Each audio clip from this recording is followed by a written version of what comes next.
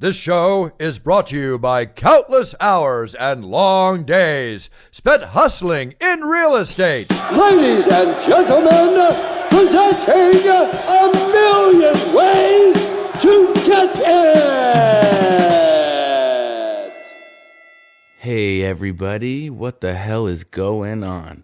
Thank you guys all for tuning in yet again to another episode of the show that transcends real estate, A Million Ways to Get It. This is episode 7, lucky number 7. Not exactly my lucky number. I like 444 and 13, but this is lucky episode 7. Dodger season has started officially, along with obviously all of the other teams, but here in LA, Dodger season has started. Went to a game last night, had a blast, got a Dodger dog and a michelada, which is basically their special. They sell them at all the beer stands and I love them. So me and my girlfriend went, got a couple micheladas, Dodger dogs, went with some friends of ours. We had an absolute blast. The Dodgers look good, so we're stoked for the season. Aside from that, I'm getting ready to go turkey hunting. Spring season is turkey season. As you guys know, if you listen to the show, I bow hunt. I like getting out there with my bow and hiking around and seeing if I can sneak up on a wild animal in its own habitat. So this weekend, I'm actually going to go after some wild turkeys in San Diego with one of my turkey buddies, Chris. So we're going to go out and see if we can get some turkey breasts on the table and fill the freezer up with some nice turkeys this spring. This week's guest I am super pumped about. It's Todd Davis. Todd is a very close friend of mine and a name many of you recognize if you're a fan of the NFL because he is the starting middle linebacker, Superbowl champion, and newly contracted Denver Bronco. He played out his entire rookie contract, and the Broncos had an option to exercise their right to reserve him on the team, and they did at a very high price at a very pretty penny. So we are all very proud of Todd. Like I said, he's a close friend of mine. His family is very close friends with me and my girlfriend, so we could not be more happy for him, and there's nobody else that deserves it. So really, really excited to bring you guys his point of view because he is soon to be all pro middle linebacker, but he's also has a huge passion for real estate, and you guys will definitely be able to hear more of that on this episode. Todd actually started as an undrafted free agent. For those of you that don't follow football that much, that was basically he was given a super long shot to make a team, and he was actually cut by the Saints, and then he got picked up by the Broncos, and he did what he did. He made a name for himself and made a place for himself, and 3 years later, here he is with a brand new contract. So that's basically the reason I wanted to have him on the show, so that he can explain, kind of fighting against the odds, going after a goal that not a lot of people have the guts or balls to go after. So the mentality when doing that, and how to successfully get through it. I wanted to have him on the show to talk a little bit about that and also real estate. Todd's the closest friend I've interviewed, and for the first time I found myself walking the line of host and friend, trying to stick to the script and not take it all the way personal, because obviously I'm trying to catch up with my buddy. But focusing on that made it hard to feel the flow state, which I normally like to feel when I interview a guest. I tried to cram a ton of information into a short interview window because he was in the middle of moving homes, as you'll find out later in the episode. But I tried to cram a lot of information into a short episode, so I jumped around a little bit. Nonetheless, a quality interview about to be presented with a ton of content from a true underdog who has and is currently overcoming the odds stacked against him and chasing a dream that many have but may never address. Last show, we had my buddy Andrew on. Andrew, if you heard the episode, is all about making a splash. Only 3.5 years into real estate and 8 months into starting his own venture with a partner, his positive outlook on life has brought the man nothing but success, and I fully expect that to continue because we all know how momentum works. The biggest takeaway I got from my interview with Andrew, although he didn't directly state it, is that participation leads to opportunity in all aspects of life. Andrew is a great example of living life full contact and jumping at opportunities to participate. This in turn leads to more ideas and collaboration and business and fun and all of that. And that cycle just seems to keep going and growing. So the biggest takeaway I got was don't live life on the sideline. Don't live life through social media. Don't do any of that. Live life full contact. Participate, because more participation leads to more opportunities, leads to more whatever you're looking for, whether it's fun, money, connections, whatever. You got to participate to have that. And although he didn't say it, I really, really took that away and took it to heart. Keep it up with the feedback, guys. We really appreciate it. As you can see, we've been making all kinds of little tweaks to the show, and we'll continue to do so because our main goal is to bring you guys useful content from an array of sources that you can use week after week. So keep up that feedback and know that we're listening because we're making the changes. The contest, unfortunately, is on hold for a week, guys. I mistimed it by a week. Shit kind of happens. I planned that months ago and tried to get it going like 5 weeks in advance and ran into a little hiccup. So that is pushed back for a week. I want to make sure everybody gets a chance to enter. We've got quite a few entries thus far, but it's just going to be pushed back a week. So my apologies to everybody on that. Stay updated. Next episode, we will announce the winner. We'll also announce it on Instagram. So keep your eyes peeled. The winner is going to be announced soon. The tool I can't do without this week is CallRail. CallRail is a VoIP phone system that I use for all of my business, actually. It helps me take all of my buy calls. It helps me compartmentalize my buy calls. It records all my calls, and it helps me and my assistant populate all of the information for the leads that come in that I do marketing for. So CallRail is an awesome VoIP. I've used at least 10 VoIP softwares, and CallRail without a doubt fits my needs the best. So that is this week's Titan tool that I cannot do without. If you guys have a minute, be sure to head over to our website, millionwayspodcast.com. It's really starting to come together. We're all starting to hit our stride. Give us some feedback. If it's hard to navigate, let us know. If the information's not being delivered in a proper manner, let us know. We're open to make changes, and I can make those changes at any time. For anything else, you can send us an email, info@millionwayspodcast.com. Finally, here we are, interview time. May I present to you guys newly contracted middle linebacker and future All-Pro for the Denver Broncos, Todd Davis Jr. How you doing today, Todd? Doing good. Why don't you tell us a little bit about yourself, a little bit of a rundown, how old you are, where you're from, and what you do for a living? I'm Todd Davis. I am 24 years old. I play middle linebacker for the Denver Broncos, and that's about it. So you're in the off season right now, right? Yep, sure I am. Cool, man. How's that been going? It's been going good. Just working hard, trying to have a productive season this year. The off season is where you get all your work in. So just now in grind mode and working. Right. A lot of people see, games and everything like that and wonder what goes on in the off season. Why don't you fill the listeners in who may not, be as knowledgeable about pro football as me and you? Why don't you fill them in on what kind of goes on in the off season? Yeah. Well, the off season is basically where you actually earn everything that you see on Sundays. It's where you work your hardest. It's where you're up at 6 a.m. And you're working all throughout the day, 2 days, 3 days, different workouts. You may do a strength workout in the morning. You do a footwork workout in the afternoon. So it's definitely hard work, and definitely where you prepare for the season. This is where all the accolades are won, all the Pro Bowls, all the Super Bowls, all the rings. They're all won actually in the off season, but you see it come to fruition during the regular season. Now, all these workouts and stuff, are a lot of them structured, or is it you're pretty much on your own and you got to do what you see is best for your own personal body and frame and game? It's a little bit of both. Some of it's structured because some people work out at facilities and different things like that. But also at the facilities, you kind of tailor what you feel like is best for you and what works for you. You kind of learn your body and know what works best and what will get you ready. Cool. So you're in the middle of basically building for next year, getting your body ready, getting your body fit, and getting ready to hopefully rack up some of those accolades that you were mentioning are won in the off season. Most definitely. Oh, we didn't pick up on where you were from, man. Why don't you tell everybody where you're from, first of all? I'm from Palmdale, California. Originally from Inglewood, but I'm going to just say Palmdale, put it out there on the map. Right. Yeah. Paraclete High School, and then now you're in Denver. Yep. A little bit of an adjustment from the desert to the mountains. Speaking of which, any snow? Did you get a bunch of snow this year or what? Yeah, there was a lot of snow, actually. And I stayed in Denver the whole offseason this year, so I got to learn how to deal with it, drive through it, shovel my own driveway and everything. So I got real comfortable in the snow. Right. I was going to say, you were in Denver for most of the off season. So all of your workouts and stuff have been going on there, right? Yeah, definitely. So a lot of the stuff I had to move indoor just because of the snow and the weather. It can get a little crazy. And are you still training at the same facility with that coach, the Muscle Farm?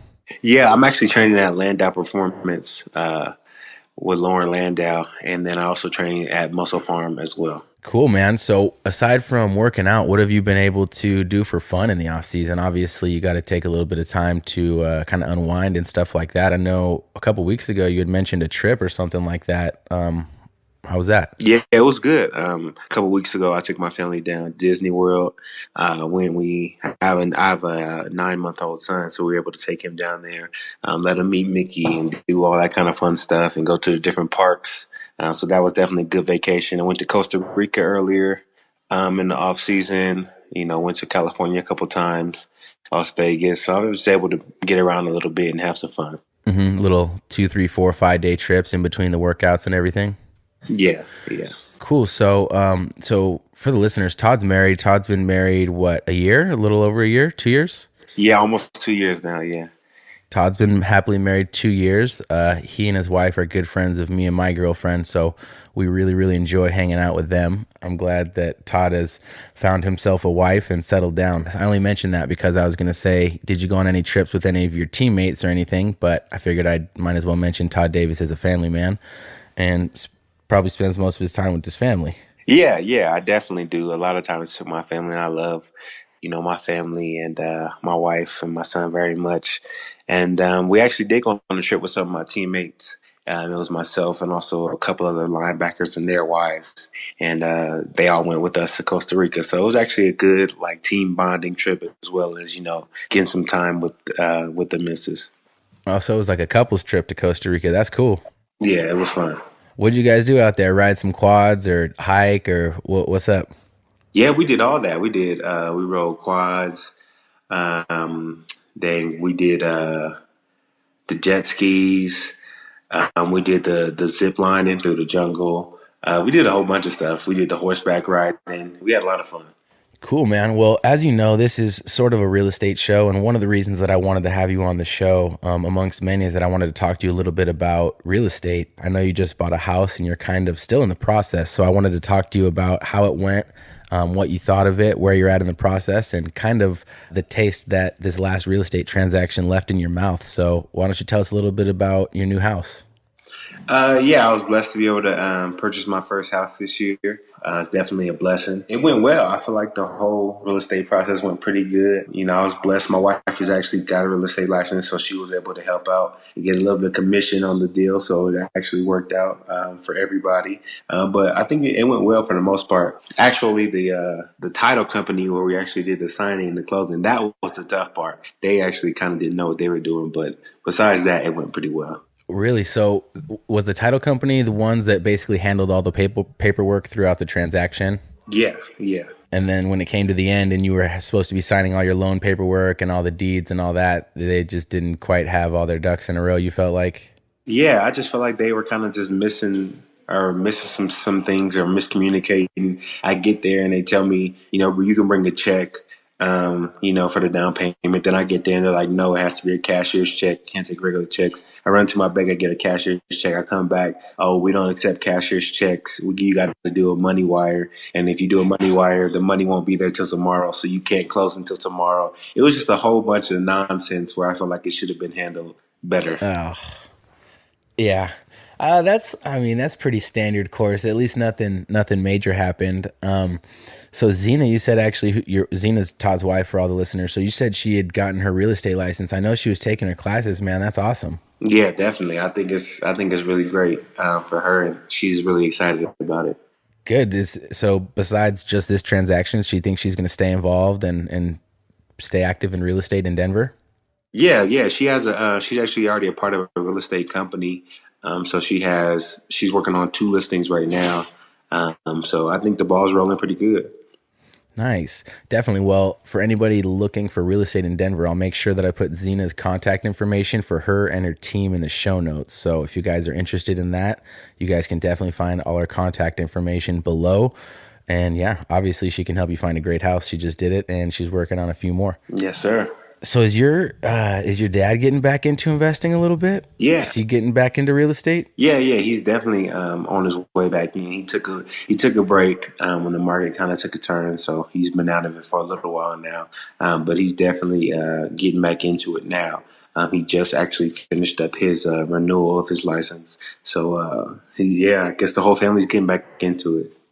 Exactly. That's why I wanted to have you on the show, because I knew that your father had some real estate experience and that your wife was working on her license, but I wanted to kind of bring you on and kind of humanize you for the guests and let you know that even though you're a Super Bowl champ and everything, you still have, strong ties to real estate, and you're still really interested in real estate, and you see the benefit of investing in real estate and spending time there. So that's actually the main reason I wanted to have you on and catch up with you and talk to you about your off season and obviously this upcoming season and all of that. So I'm glad that you were able to say that your dad and wife are both getting their real estate license. So tell us a little bit about your day-to-day in the season. Obviously, there's a lot of mental work that people don't see. And for those that don't know, Todd's position is the middle linebacker. He's basically the quarterback of the defense, and he's in a constant chess game, really, with the quarterback of disguising plays, answering what they think is going to happen based on based on statistics of the season and, third and blank down. So aside from physical, Todd is playing a crazy mental game before the snap, during the snap, and after the snap, just analyzing the plays and all that. So I kind of wanted to talk to you about mental prep. Why don't you tell everybody kind of your day-to-day of the mental prep that you have to go through during the season when you're prepping for a game? Yeah, definitely. I feel like a lot of it, actually, most of the game is mental. I feel like maybe 25% of it is physical. The other 75 is mental. Most of the time, on my day to day, I try to observe offenses and observe offensive coordinators, because everybody has tendencies. Whether you try to hide them or not, we all have things that we like to do. We all have things that we're comfortable with. So one of the things I like to do is, figure those things out and be ready to make a play when you start to show your hand or when you start to get comfortable, be able to turn that play into a positive for the defense.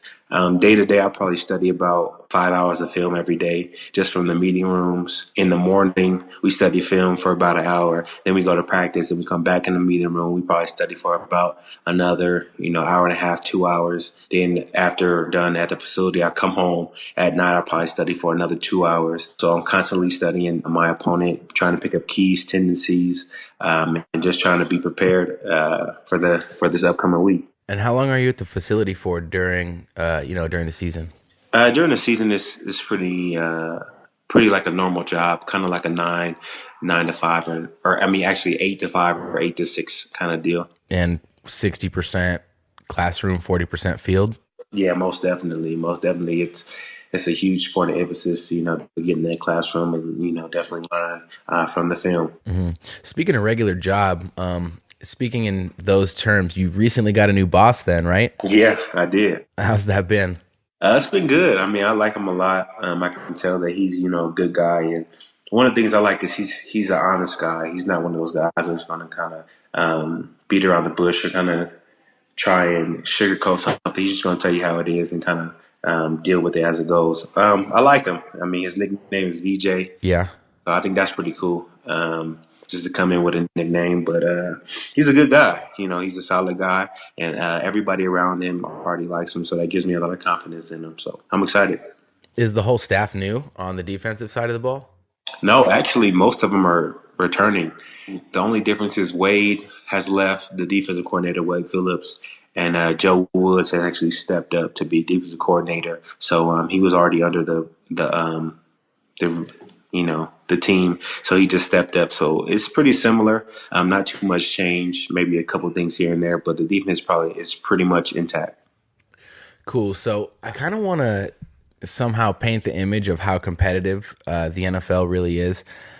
I know that you're never really safe unless you're, one of the top players, but you've pretty much put yourself into a safe category as long as you keep producing the way you've produced. How stressful is it around those times when the cuts come and when you see players that think should be playing and could be playing on another team or even your team, and they just start dropping off? I mean, maybe explain a little bit to the listeners the stress involved with seeing that happen and knowing that it could be you and getting through that actually, because you pushed through it and you rose above it. So explain the stresses involved in that, because that a lot of times you hear about blank blank getting cut and blank blank getting cut, but you don't think about as a normal person, you don't think about the stress involved with your boss telling you got to go, not because you're not good enough, but because we don't have enough people. So explain that stress and how you kind of deal with that. Is it in the back of your mind? Is it something you even think about anymore, or how did you deal with it? That stress is, I feel like no other. I don't feel like there's really too many other jobs in this world where you can just kind of get cut and with no real notice, without doing anything wrong. There just may not be space for you. With me, I feel like I battled through that whole process so many times, and it's definitely tough. I know at training camp they do a lot of cuts. I think we bring like 100 guys to the training camp, and then we have to bring our roster down to 53 guys. So it's definitely tough, and it's kind of scary. Every like 2 weeks, there's somebody called the Reaper who comes in. That's his nickname, but it's somebody from the top management or the office that comes down, basically tells you, grab your playbook, and coach wants to see you, and that's how you kind of know that it's your time to go. But those situations are tough, man. Being in it myself, I've actually been cut before by the New Orleans Saints, put back on the practice squad, and it's never fun. You always worried because you don't know what the future holds. You don't know what their plans are for you. You don't know if another team's going to pick you up. You don't know if that team's going to bring you back. You really don't know what the future is for you. So that time is extremely stressful. It's just tough being able to bounce back from some of those sometimes, because a lot of times you're so close to having your foot in the door, and sometimes it could be a matter of space, not a matter of talent. So you always got to continue to work hard and, just hope that God has a plan for your life. Right. And that's on top of the stress of trying to learn a new defense, trying to, understand a new coach, a new scheme. And a lot of that's happening whether you're new on a team or whether the personnel on the coaching staff changes. That's just added stress. So a lot of those things go unmentioned and, unthought about, but the big money doesn't come without a price. You're definitely paying the price in stress and work hours and all of that. So, man, it's good to hear it from you that it's no joke. When you're going through that, it's serious business, and your neck's on the line. You train the whole year for that, and if you get cut, you're out of work for a year. Yeah, definitely. And I was even it still affects me even now. Like there'll be times, like even last night, I woke up, I couldn't go to sleep. Mm-hmm. I woke up at like 3 a.m, just thinking about the season and being ready and being set and making sure my spot's secure and being sound. And sometimes you lose sleep over it because you don't want to be that guy on the street. You don't want to be back home cut. Mm-hmm. So it's stressful. Even when you feel like or it looks like you've made it to a certain point, you always think about it. Correct. And all that being said, Todd played out his whole contract and was eligible for restricted free agency, and his team actually picked it up and paid him some pretty good money. So congrats to Todd for kind of making it through that. And obviously that's always in the back of your mind, and you always see veterans get cut, but it's a really, really strong sign to see Todd have played out his entire contract with the team and then see the team exercise their option to take that extra free agent year. So really, really happy for Todd, and yeah, he made it through that fire. What are some things that you kind of wish you knew getting into the league that you wish you got told by somebody, a mentor, a veteran that was in the league, or even an agent? That's a tough one.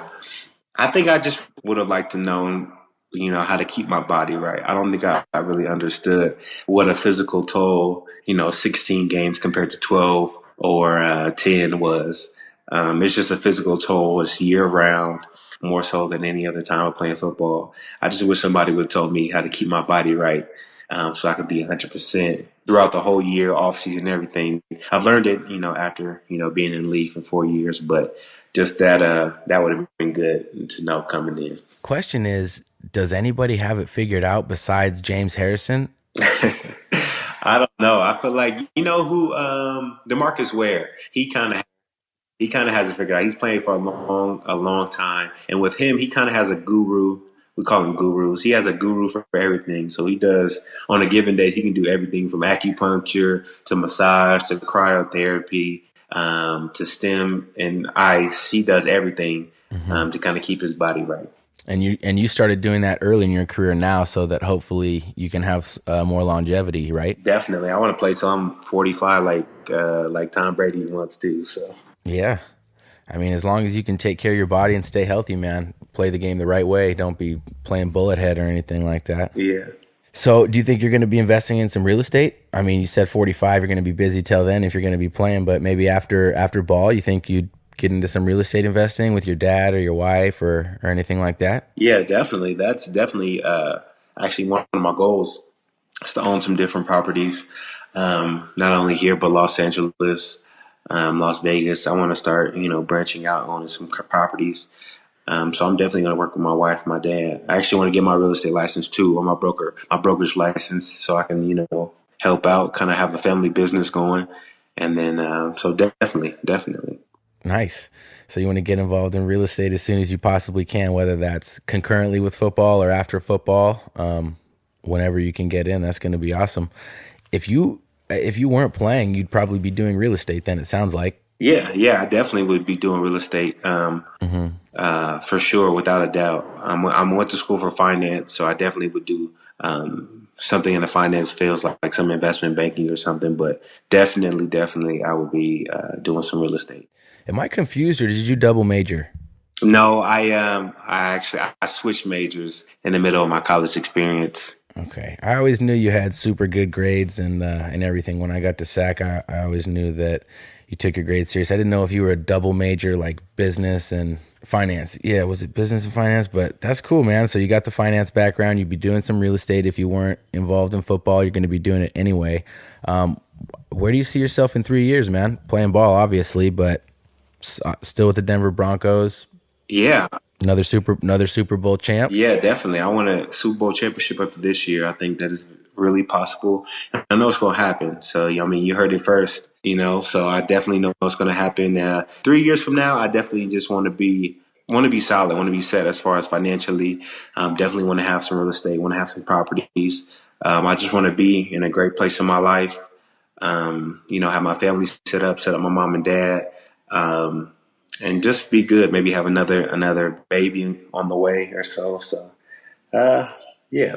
So in 3 years, you just want to be doing what you're doing, man. Staying healthy, playing ball, continuing to make money, investing it wisely, and spending time with your family. That sounds amazing. Yeah, sounds good to me. Hey, so are you going to be doing the charity this summer again? The kids camp?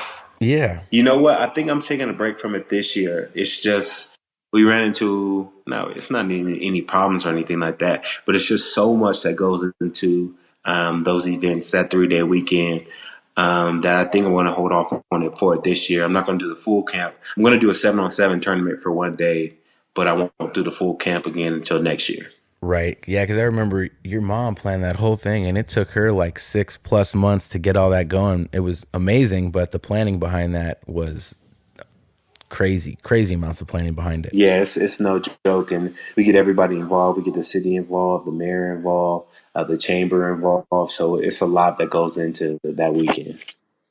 Right. Now, you still got the foundation? Yeah, definitely. A+ Living is still going strong. We're still helping out in the community. We're still, working with, the mayor and everything to definitely better our community. So it's still going strong. Good, man. The only reason I brought it up was because I wanted to ask, where can people visit the A+ Foundation so that they can find out some more information about it or donate if they're in the area and they want to help out the people of Antelope Valley, the kids of Antelope Valley? Yeah, definitely. You can go online, catch us online, aplusliving.com. And you can see all that we're doing in the community, all our upcoming events, and actually some of our past events. So you can see kind of what we stand for, what our motto is, and how we definitely want to make our community a better place. And that's aplusfoundation.com. Yes. Cool. And I'll obviously put that in the show notes for all you guys that want to check it out. Just go ahead and click there, and you can find some more information.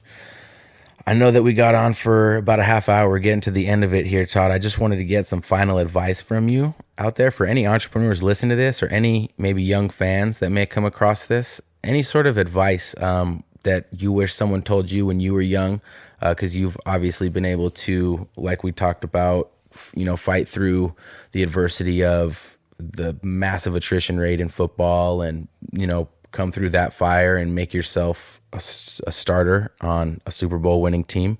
So what advice do you have for people that may be trying to do something like that, or maybe facing a challenge that they see as insurmountable? Yeah, I feel like if you can believe it, you can achieve it. Don't let anybody stop you from, achieving your goals. Don't even look at the odds. Don't look at how many people don't make it. Just know that you're going to make it. And if you put everything you have into your dreams and your goals and your aspirations, I believe that you really will come out on top. And just continue to work hard no matter what your dreams and goals are. Work as hard for them as you do for anything, actually more than anything else you do in your life. And I think that you'll end up on top. I think that you really will achieve your goals if you really put 100% effort into it and work your butt off. I mean, I agree. I agree fully with you. It sounds easy, but I've seen you do it. I mean, I've done it myself. I've seen many of my friends do it. It just takes commitment. You got to set your mind to it and make it the most important thing, whether it's the NFL, starting your own business, getting a promotion. If you like the company you're working for, it's basically like Todd said, you got to set it in your mind and commit to it, and it'll happen. You just start that momentum moving for you, and the next thing you know, you're in the spot that you wished for 6 months ago because you dedicated your time, effort, and your resources to that. Yeah, definitely. I like to use this quote that Wade Phillips used to tell us. He said, if it's important enough to you, you'll make it happen, no matter what it is, no matter what you have to go through, no matter what obstacles you may face. If it's important enough to you, you'll make it happen. So I like that quote, and I kind of like to live by that as well. Well, I think that's a great sign off. I'm going to go ahead and cut the recording right there. I really appreciate you coming on the show, Todd, giving me a little bit of your time. I know that I caught you right in between a move, man. So thank you so much for kind of stepping into the other room, putting on your headphones and just talking to me for a little bit and letting these listeners know football is not exactly all fun and games. There's more to it than that. There's a business side, and football players like real estate too, right, Todd? Definitely. And I was glad to come on. I only support people who are doing good things and are good people. So, I'm definitely happy to be on, and it was fun. Thanks, Todd. I'm going to make sure I put all your contact information down below so people can reach you on social media and they can check out all of your foundations and your business endeavors. All right. Appreciate it, Raheem. All right, Todd. I'll talk to you. All right, I bet. This week's Realtor of the Week is Davis Pemstein. Davis is a finalist for Realtor Magazine's 30 Under 30 in 2017, and he's a salesperson and trainer with Climb Real Estate Group in San Francisco, California. In 2016 alone, Davis closed over $32 million in sales, on top of training dozens of other agents to improve their closing numbers as well. Although he's based in San Francisco, he's originally from Southern California and graduated from San Diego State University. Davis is undoubtedly one of the bright young stars in the nation-leading San Francisco real estate market. Definitely keep an eye out for him, and for more information, check out his website, davispemstein.com. Also, check out the show notes for links and his contact information. Keep on keeping on up there, Davis. Next up, we've got our Title Talk with Jerry. Take it away, Jerry. Welcome to another edition of Title Talk Tuesday. I am your host. My name is Jerry Wu, your title insurance specialist. Now, today I wanted to change gears a little bit. Normally, my topics include things that would directly affect the consumer, the buyer or the seller of a real estate transaction, and how title is involved, what different, what the binder is, some of the fraud that we're seeing, how to hold title, different things like that. Well, today I wanted to shift gears a little bit. I wanted to talk to the real estate professional. Now, in my line of work, I do run into a lot of third-party vendors out there that have a lot of great tools to share with real estate agents. And, when I'm out there, when I'm meeting different people, I like to learn about these different tools and bring them back and share them with my real estate professionals. And when I do say real estate professionals, I mean, your real estate agents, brokers, and so forth, just to tell them, hey, these are some of the things, the great tools that are out there that can really are helpful for your business. So I thought I'd share some of that with you guys today. Instead of talking strictly about title, hopefully I can shed some light for you real estate professionals on some of the really cool tools that are out there that you can implement into your business, and hopefully it'll help you as a real estate professional pick up another deal or two. So let's get started. First one. Now, this is one of my favorite tools that are out there today, and First American has partnered with them. It's called eProperty Watch. And you can go to firstam.epropertywatch.com. Now, what eProperty Watch is, it's a property monitoring system. So what does it monitor? It monitors nearby home sales or recent home sales. It monitors foreclosures and a couple other things, neighborhood trends and prices and so forth. But what I find to be most useful is that it also monitors if anybody records anything on your property. So this is a property monitoring tool that you can set up for your own home or for your client's home if you're a real estate agent. And what happens is once a month or so, once every 4 to 6 weeks, eProperty Watch will send an owner an email saying, these are the nearby home sales. These are the home prices. These are some of the foreclosures that have taken place in your neighborhood.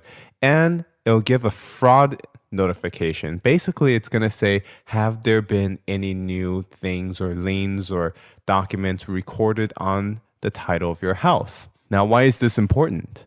This is important because if you've listened to my segment before, you've heard me talk a lot about fraud and how people are recording fraudulent deeds on people's title, especially people that own their home free and clear.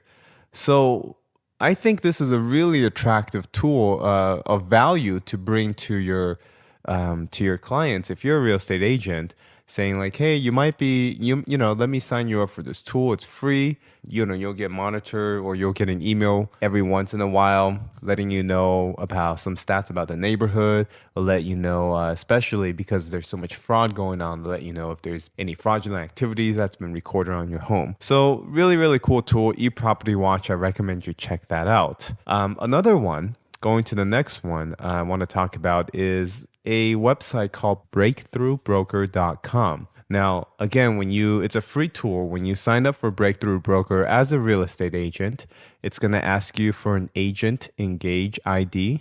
You can use my first and last name, Jerry Wu, W-U, all lowercase, no space. And basically, Breakthrough Broker, it's a website full of resources for real estate agents. If you're looking for what books to read, if you're looking for some templates for an open house flyer, if you're looking for a template for a just sold letter, if you're looking for templates for PowerPoint presentations, if you need an accounting worksheet to keep track of your real estate business, these are all tools that Breakthrough Broker offers. Really, really great site. I mean, it even has tips, interviews, marketing pieces that you can use to pass out in your business.